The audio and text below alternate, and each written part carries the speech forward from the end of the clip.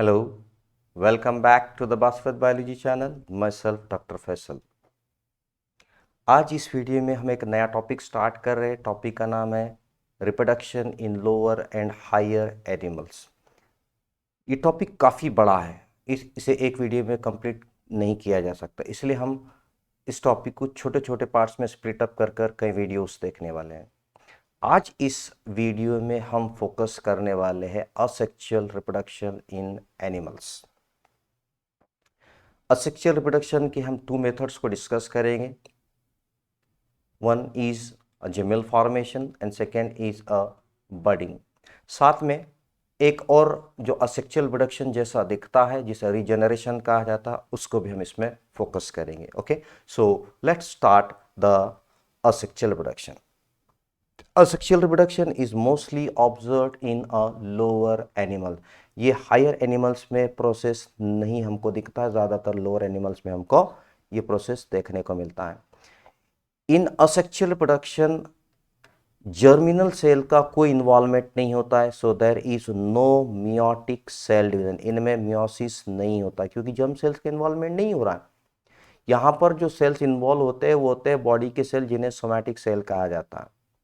As there is no meiosis, so no formation of gamete. No formation means no fusion of gamete. No fusion, no zygote formation। तो ये एक तरह का simple process होता है जहाँ पर न्यू इंडिविजुअल्स को रिप्रोड्यूस किया जाता है without formation and fusion of gamete. यहाँ पर एक ही पेरेंट को इन्वॉल्व किया जाता है रिप्रोडक्शन कराने में, सिंगल पेरेंट इज इन्वॉल्व। जैसे कि सेक्सुअल प्रोडक्शन में जो आने वाले वीडियो में हम देखने वाले, जहाँ पर 2 पेरेंट का इन्वॉल्वमेंट होता है, एक होता है मेल, दूसरा होता है फीमेल। ऐसा यहाँ कोई रिक्वायरमेंट नहीं है, सिंगल पेरेंट ही होता है, जिसकी वजह से जो भी डॉटर सेल जो मियोटिकली सेल डिवाइड करते हैं सिंगल पेरेंट से जो बनेंगे या प्रोजेनी बनेंगे, वो सब के सब जेनेटिकली आइडेंटिकल होते हैं उस पेरेंट सेल के जिससे ये बनाए गए। ओके, आइडेंटिकल होते हैं, genetically identical, so they are called as a clone. सब के सब एक जैसे होते हैं, जेनेटिकली एक जैसे होते हैं, that's why they are called as the clones. Now, जैसे कि हमने कहा कि हम 2 असेक्सुअल मेथड को यहाँ डिस्कस करने वाले, फोकस करने वाले, वो है जेम्यूल फॉर्मेशन और दूसरा है बाय बडिंग, और एक हम जो कंपैरेटिव रीजनरेशन भी इसके साथ देखेंगे। सबसे पहला है जेम्यूल फॉर्मेशन। जेम्यूल फॉर्मेशन एक असेक्सुअल मोड ऑफ रिप्रोडक्शन है जो कि हमको मोस्टली स्पॉन्जेस के अंदर देखने को मिलता है। These are the sponges on your screen, this belong to the phylum Porifera. ये स्पॉन्जेस के अंदर बर्ड फॉर्मेशन किया जाता है। What bud? Generally the dormant cells, they come together and aggregate. क्या किया जा रहा पर? जमाया जा रहा डॉर्मेंट सेल्स। कौन से dormant cell? Dormant cells mean the archaeocytes. Just see the high look the archaeocyte. This cells, यहाँ पर आपको जो ब्लू कलर के सेल दिख रहे, this cells are the archaeo. चलिए, ये है यहाँ पर वो जो आपको राउंड राउंड दिख रहे, this are the archaeocytes. Okay, ये आर्कियोसाइट्स एक साथ आकर एग्रीगेट होते हैं और एग्रीगेट होने के बाद they are having the thick resistant layers of secretion. उनके बाहर एक कोट बनता है। कोट बनाने वाले सेल्स होते हैं अमीबियोसाइट। तो ये जो सराउंडिंग में यहाँ पर कोट फॉर्म किया जा रहा, यहाँ पर आपको दिख रहा है कुछ शाइनिंग जैसा दिख रहा है, ये स्टिकी कोट फॉर्मेशन किया जा रहा है। तो ये एक thick resistant layer of secretion by amoebocytes यहाँ बनती है। और जैसे ये सेल का स्ट्रक्चर और ये एग्रीगेशन और सिक्रीशन जब बनता है, तब इस स्ट्रक्चर को जेम्यूल कहा जाता है। अभी जेम्यूल बनता कब है? Generally this type of the gemmule formation in sponges is observed during the unfavourable conditions. जब भी वाटर और टेम्परेचर की अनफेवरेबल कंडीशंस होती है, उस सीज़न में जहाँ पर इनसफिशेंट वाटर, टेम्परेचर ज़्यादा या बहुत हो रहा है, उस अनफेवरेबल कंडीशन से ओवरकम होने के लिए, अपनी जनरेशन को बचाने के लिए, ये जेम्यूल फॉर्मेशन का प्रोसेस कंप्लीट करते हैं। जैसे ही फेवरेबल कंडीशन वापस आती है, रिटर्न होता है। फेवरेबल कंडीशन क्या है? कि उनका रिक्वायर्ड वाटर, उनके रिक्वायर्ड फेवरेबल टेम्परेचर जब होता है, ये जिम्यूल हैच करता है और इससे न्यू इंडिविजुअल्स तैयार होते हैं bye asexual method, Mostly the example is a spongilla. Okay, so this is the Jamil formation. The second type is a budding. Budding is mostly observed or it occurs in a favorable condition. देखो totally पहले वाला unfavourable condition में जिमिल formation हुआ और ये बनाया जाता है ड्यूरिंग द फेवरेबल कंडीशन. जब भी फेवरेबल कंडीशन है उसमें ये कर रहा है असेक्चुअली सिंगल पेरेंट का इन्वॉल्वमेंट करके. इस टाइप का रिप्रोडक्शन असेक्चुअल प्रोडक्शन हमको सिलेंट्रेट्स में देखने को मिलता है. The examples of the coelenterates are the hydra, then second is corals. then it in some colonial ascidians में भी हमको बडिंग फॉर्मेशन दिखती है. सिंगल पेरेंट से न्यू इंडिविजुअल का फॉर्मेशन किया जाता है.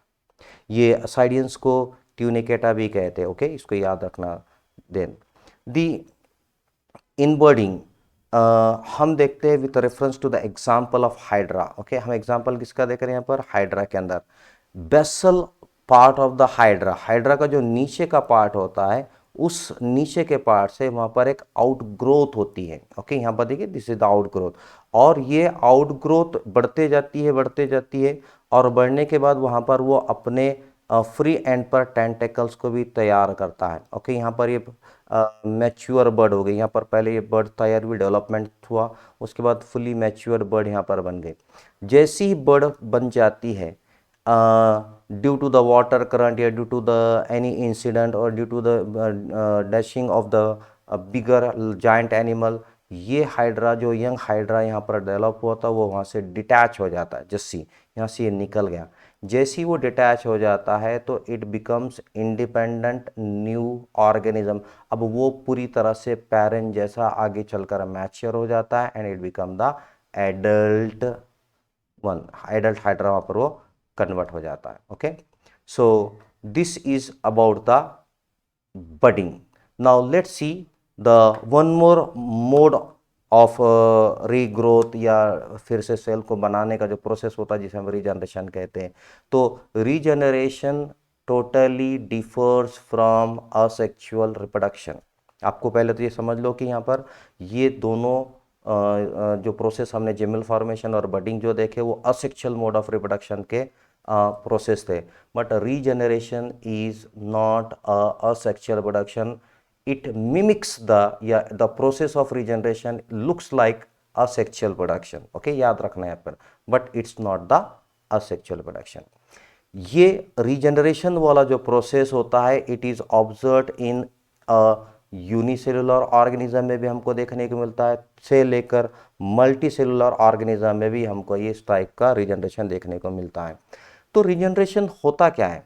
रीजनरेशन एक फंडामेंटल प्रॉपर्टी है किसी भी ऑर्गेनिज्म की. क्या करते हैं फंडामेंटल मतलब बेसिक, हर सेल में हर टिश्यू ऑर्गेनिज्म में हमको देखने मिलता है. That is the repair. इस प्रॉपर्टी से या रीजनरेशन से वो अपने उस टूटे हुए पार्ट को रिपेयर करते हैं या कुछ पार्ट को रीग्रो किया जाता है या लॉस्ट या डैमेज जो पार्ट होता है उसको वापस दोबारा रिस्टोर किया जाता है. तो रीजनरेशन क्या है? द पार्ट टिश्यू या ऑर्गन को रिपेयर करना है, रीग्रो करना है या रिस्टोर करना है, उसे कहते हैं रीजनरेशन. रीजनरेशन जैसे कि ऑलरेडी हमने कहा कि it involves the asexual process. मतलब यहाँ क्या हो रहा है कि it involve the process of a mitotical cell division from a single parent. Single parent के अंदर किया जा रहा है. ये जब मल्टीप्लाई करता है, माइटोटिकली डिवाइड करता है, तो वो जो पार्ट उसका टूटा था उसको रिस्टोर करता है या जो पार्ट खराब हो उसको रिपेयर करता है या रीग्रो करता है. इसे हम कहते हैं रीजनरेशन. दिस जैसे कि एग्जाम्पल हम देखते हैं कि इन हाइड्रा के अंदर अगर कोई पार्ट यहाँ पर ख़राब हो गया तो वो उस लॉस्ट पार्ट को बाद में रिस्टोर करता है बाय मीन्स ऑफ रीजनरेशन. दूसरा एग्जांपल है प्लेनारिया का. Just see this is the planaria. तो प्लेनारिया के अंदर जस्ट सी आपके स्क्रीन पर this is the planaria. Planaria का एंटीरियर पार्ट और पोस्टीरियर पार्ट जब ये ट्विस्ट करता है बीच में कॉन्स्ट्रिक्शन बनता है और कॉन्स्ट्रिक्शन के बाद अगर यहाँ से स्प्लिट अप होता है, स्प्लिट अप करके दो टुकड़े हो गए प्लेनारिया के. लेकिन ये जो दो टुकड़े यहाँ पर बनते हैं तो दो पार्ट्स यहाँ पर फ्रेगमेंट हो गए तो ये अपने उस टूटे हुए लॉस्ट पार्ट को दोबारा बना ले रहा है और ये नीचे वाला भी अपने उस टूटे हुए लॉस्ट पार्ट को ये दोबारा बना ले रहा है, रीस्टोर कर रहा है. सो restores is the nothing but the regeneration. So this is about the asexual reproduction in a lower animal specially. जैसे कि एग्जाम्पल हमने देखे gemmule formation in Spongilla, then second we have discussed the budding in coelentrates and ascidians, and comparatively we have discussed the regeneration. So this is all about our today's video. Thank you for watching the video. Don't forget to subscribe the channel. अगर video अच्छा लगा है तो उस पर comment करना मत भूलिए, and don't forget to like the video also. Thank you again.